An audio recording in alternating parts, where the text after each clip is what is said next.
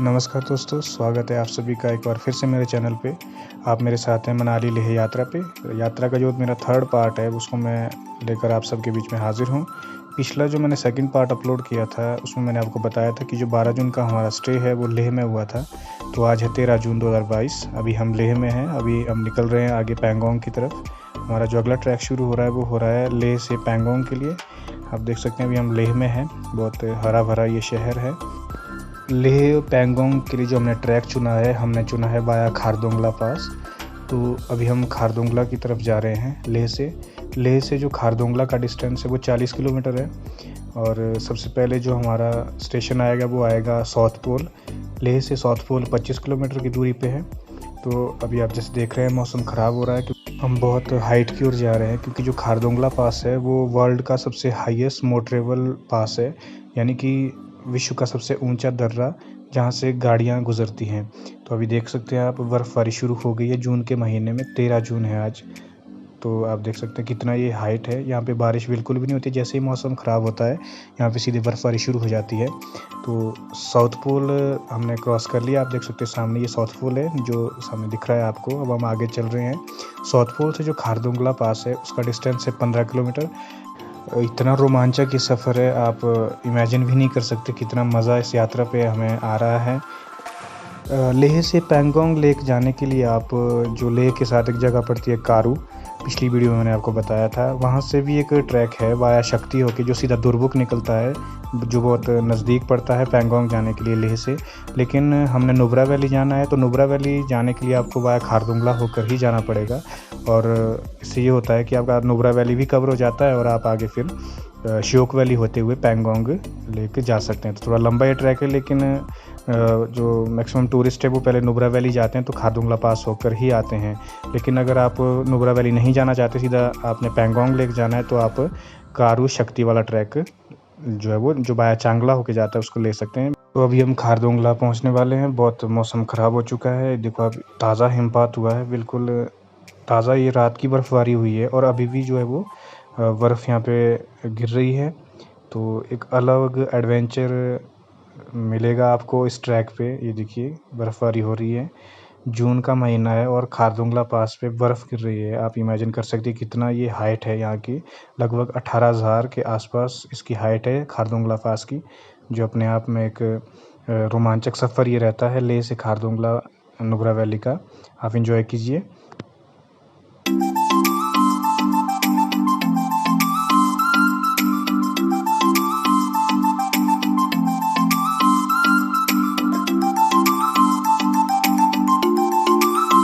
तो हम पहुंच चुके हैं खारदुंगला। आप देख सकते हैं यहाँ बहुत सारे टूरिस्ट फ़ोटोग्राफ़ी कर रहे हैं, बर्फ़ गिर रही है। यहाँ कुछ एक हट बने हुए हैं, कुछ एक दुकानें भी हैं। बहुत ज़्यादा क्राउड यहाँ रहता है टूरिस्ट का। लेकिन आप देख सकते हैं यहाँ पे एक गोम्पा भी है जहाँ पे लोग फ़ोटो खींचने ऊपर आए हुए हैं पहाड़ी पे। तो मैं अपना एक्सपीरियंस बता रहा हूँ। मुझे यहाँ पे बहुत ज़्यादा ऑक्सीजन की कमी हो गई थी, क्योंकि मैंने थोड़ा सा तेज़ कदमों से इस चढ़ाई को चढ़ा था। जो रोड से ये गोम्पा तक की हार्डली ये 15 से 20 कदमों का ये चढ़ाई थी, लेकिन मेरा एकदम सांस चढ़ गया और मुझे चक्कर आ रहा था। तो इस चीज़ का विशेष ध्यान रखें जब भी आप लेह यात्रा पे आए। तो अगर किसी को ऑक्सीजन की कमी है तो वो गाड़ी में ही बने रहें, क्योंकि बहुत ज़्यादा रिस्क रहता है। क्योंकि मेरा पर्सनल एक्सपीरियंस है, ऑक्सीजन की बहुत ज़्यादा कमी हो गई थी। यहाँ एडवाइजरी भी लगी हुई है प्रशासन की ओर से, अभी मैं आपको बताऊँगा।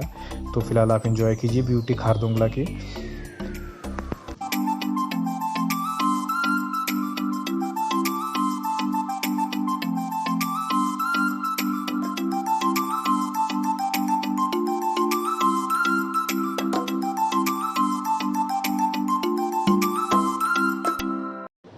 यहाँ देखिए दोस्तों, हेल्थ एडवाइजरी लगी हुई है। Oxygen level is very low here, do not halt here for more than 20 minutes, drink plenty of water. मतलब बहुत ज़्यादा इंस्ट्रक्शंस यहाँ लगी हुई है कि 20 मिनट से ज़्यादा यहाँ नहीं रुकना है। और बहुत ज़्यादा पानी पीने के लिए कहा गया है, ताकि आपका ऑक्सीजन लेवल मेंटेन रहे। तो आप इंजॉय कीजिए खारदुंगला गोम्पा आप देख रहे हैं सामने।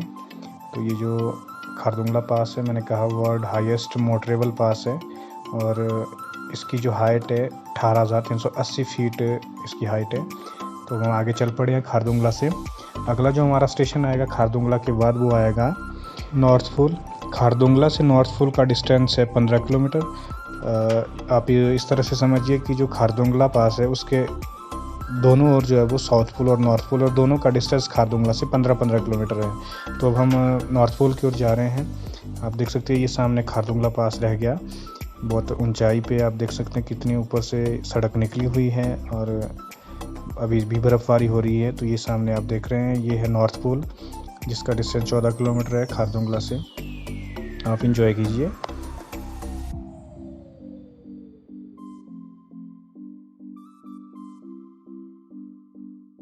बेसिकली नॉर्थ पोल और साउथ पोल दोनों आर्मी कैंप है।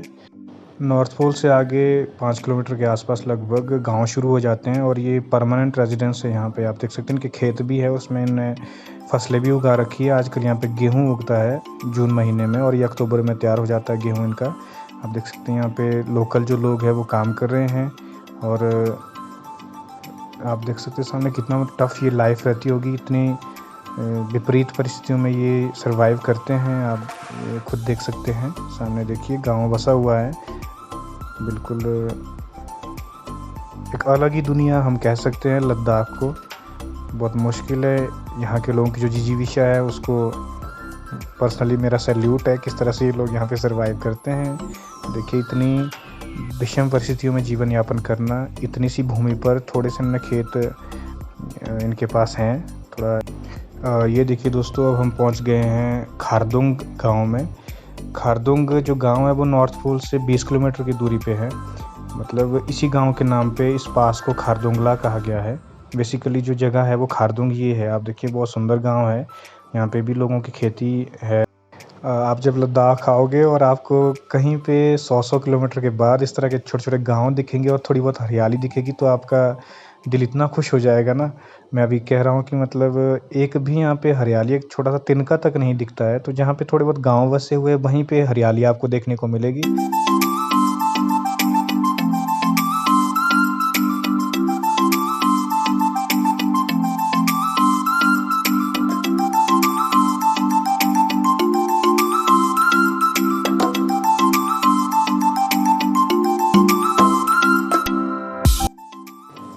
खारदुंग के बाद जो अगला स्टेशन हमारा आएगा वो आएगा खलसर। खारदुंग से खलसर का डिस्टेंस है 25 किलोमीटर।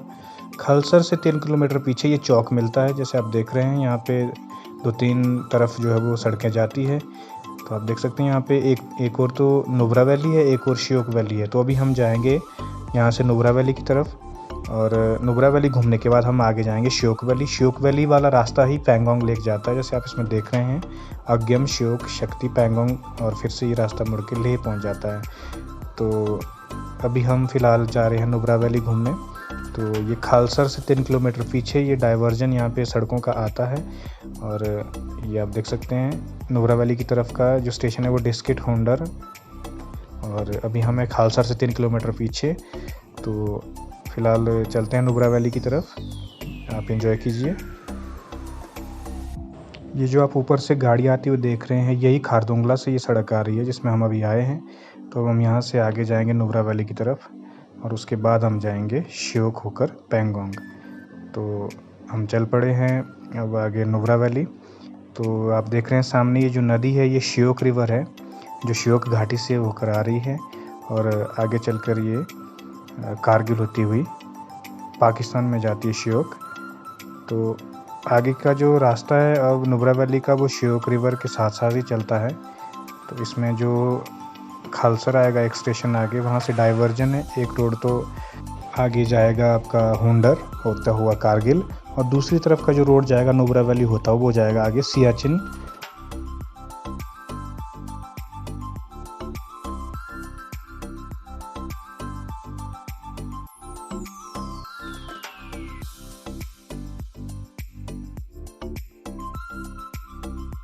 बहुत ज़्यादा पानी है श्योक रिवर में, आप देख सकते हैं। ये खालसर से मैं आपको दिखा रहा हूँ तस्वीरें, और खालसर में ही जो है वो श्योक रिवर में नुब्रा वैली से जो नदी आती है, नुब्रा नदी, वो मिलती है।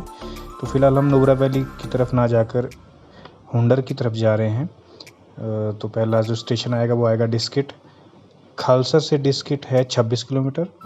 तो यहाँ पे ये सब डिविज़नल हेडक्वार्टर है, यहाँ पे एसडीएम बैठता है डिस्किट में। तो डिस्किट के बाद हम आगे जाएंगे हुंडर। अभी हम डिस्किट क्रॉस कर चुके हैं, अब हम हुंडर की ओर जा रहे हैं। आप देख सकते हैं सामने बिल्कुल ये रेतीली जगह है, रेत ही रेत यहाँ पे आपको मिलेगी और हुंडर में आप कैमल राइडिंग भी कर सकते हैं। फिलहाल आप बने रहिए वीडियो में।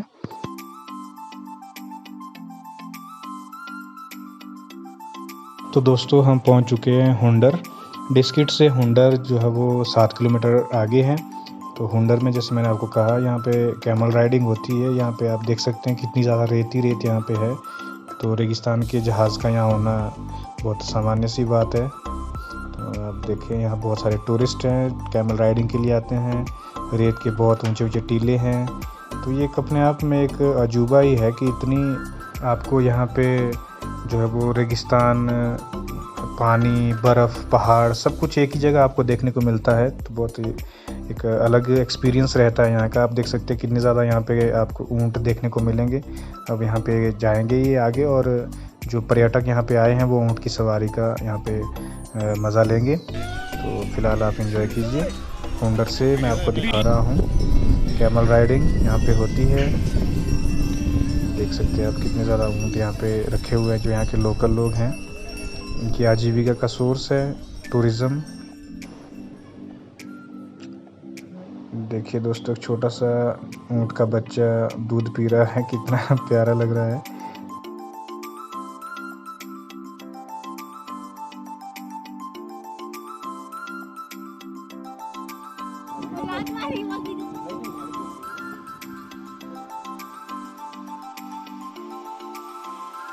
हुंडर के बाद भी कई आगे जगह देखने के लिए है, लेकिन हम हुंडर से वापस आ गए हैं डिस्किट।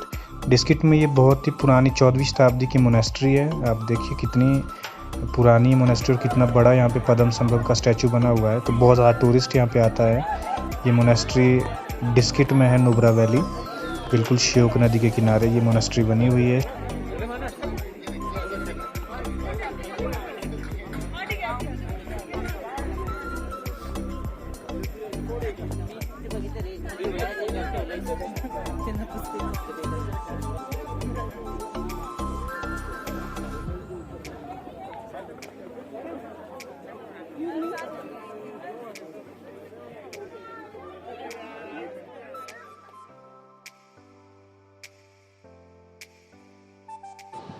तो दोस्तों अब हम वापस आ गए हैं जहाँ से हमने शुरू किया था, जो खलसर मैंने आपको एक डाइवर्जन बताया था। अब हम नुब्रा वैली को छोड़कर श्योक वैली में आगे जा रहे हैं। तो श्योक वैली में ही आपका आगे जो अग्यम, श्योक, दुर्बुक जो स्टेशन है वो पड़ते हैं। उसके बाद पैंगोंग स्टेशन आएगा जहाँ पे पैंगोंग लेक है। तो अभी रात भी होने को है, तो हमने आज का जो नाइट स्टे है हमारा वो दुर्बुक में होगा। तो खालसर से जो अग्यम है श्योक वैली का, जो मैं रास्ता आपको बता रहा हूँ, बिल्कुल श्योक नदी के साथ साथ ही ये रास्ता चलता है। खालसर से अग्यम का डिस्टेंस है 49 किलोमीटर और अग्यम से जो श्योक है, जो जिसके नाम पर नदी का नाम पड़ा हुआ है श्योक, ये स्टेशन भी है, गांव भी है एक, ये 45 किलोमीटर है। उसके बाद श्योक से जो दुर्बुक है वो 15 किलोमीटर है। तो आज का हमारा जो स्टेशन हमारा लास्ट रहेगा, डेस्टिनेशन जो हमारा नाइट स्टे है वो दुर्बुक में होगा। तो फ़िलहाल हम आगे चले हैं श्योक वैली में। रात हो गई है, कितना ये मैं आपको बता नहीं सकता, इतना मज़ा आ रहा था इस सफ़र में, क्योंकि आज शायद फुल मून तो नहीं होगा, लेकिन चांद पूरी रवानगी पे है अपने, और रात होने को है। ट्रैक भी थोड़ा ख़तरनाक है। ये आप देख सकते हैं बीच में कई जगह ग्लेशियर यहाँ पे आते हैं, तो बहुत ज़्यादा उबड़ खाबड़ है रास्ता। जब हम वहाँ से चले थे खालसर से अग्यम, जब हम पहुँचे थे अग्यम में, किसी ने हमें बता दिया था कि आप थोड़ा जल्दी निकल जाएं, क्योंकि रात को इस ट्रैक पे कोई नहीं चलता है। तो आपसे भी मेरा ये रहेगा कि आप अगर इस ट्रैक पे आए तो रात को थोड़ा सफ़र अवॉइड करें, क्योंकि बहुत ज़्यादा रिस्की रहता है। खालसर से जो अग्यम श्योक होके जो दुर्बुक का रास्ता है, आप देख ही सकते हैं कि कितना ज़्यादा यहाँ पे रोड ख़राब है। बहुत 3-3, 4-4 किलोमीटर तक इसी तरह के एवलांच गिरे हुए हैं और सड़क पूरी तरह से ख़राब हो चुकी है। तो कई बार खुदा ना खास्ता कुछ इस तरह का इंसिडेंट यहाँ पे रात को घट सकता है। तो इसलिए ज़्यादातर जो टूरिस्ट है वो अवॉइड करते हैं नाइट में सफ़र इस रास्ते से, लेकिन फिर भी हमने रिस्क ले लिया है, तो चलो। तो जैसे आप देख रहे हैं कि हमारी गाड़ी भी कई जगह फंस गई थी, इतने बड़े बड़े पत्थर रास्ते में इसमें पड़ते हैं, पूरा उबड़ खाबड़ ये रास्ता है। तो जितना हो सके आप कोई ऊंचा सा व्हीकल लेकर आएँ या 4x4 हो तो ज़्यादा बेहतर है, क्योंकि छोटी गाड़ियों का बहुत ज़्यादा दिक्कत रहता है। आप देख सकते हैं हमारी गाड़ी बिल्कुल एक जगह फंस गई थी, तो बड़ा मुश्किल से हमने इसको निकाला आगे। तो थोड़ा अगर गाड़ी बेहतर हो तभी इस ट्रैक का मज़ा रहता है, मैं आपसे ये कहना चाह रहा हूँ। लेकिन ऐसा कुछ नहीं है, हम ऑल्टो लेकर भी यहाँ पे पहुँच गए इतने ख़तरनाक ट्रैक पे। तो थोड़ा ड्राइवर भी थोड़ा एक्सपीरियंस्ड हो तो ज़्यादा बेहतर है, क्योंकि नौसिखिए अगर कोई हो ड्राइवर तो दिक्कतें उन्हें आ सकती हैं। तो दोस्तों आज का जो हमारा स्टे है, जैसे मैंने आपको कहा, दुरबुक में होगा। तो फ़िलहाल जो हमारी आगे की जर्नी है, पैंगोंग लेक हमारा डेस्टिनेशन है लास्ट, वो हम अगले पार्ट में शुरू करेंगे। तो आप सब मेरे साथ बने रहें, मैं जल्दी जो इसका 4th पार्ट है मनाली लेह जर्नी का, वो जल्दी अपलोड करने की कोशिश करूँगा। फ़िलहाल आप एंजॉय कीजिए। Thank you so much. July.